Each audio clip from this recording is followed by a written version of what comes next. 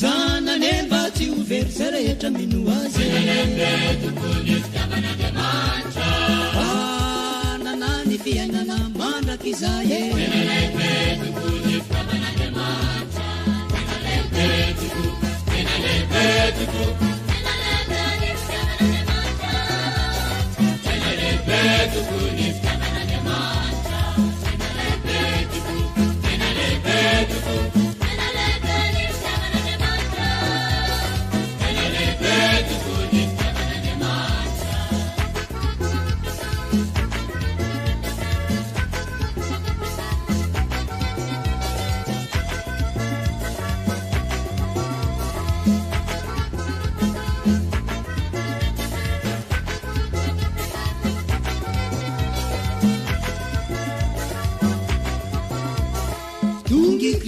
Jesus aina kanifumba nulumbela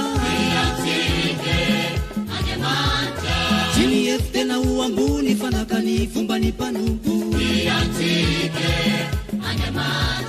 Spi Tanzania fanila sate na uambane China naiknifa fatesa na te uambuni ya Switzalina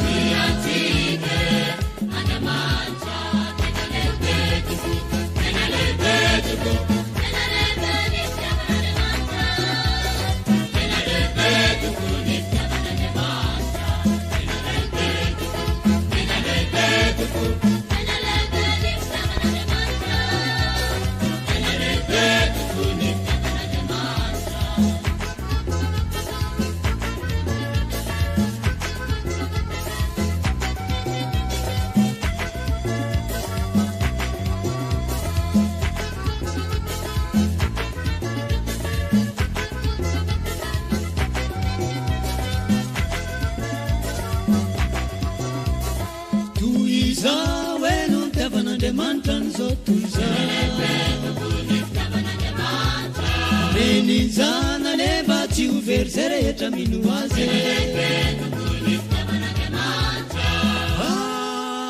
na nani fia inana manda kizaye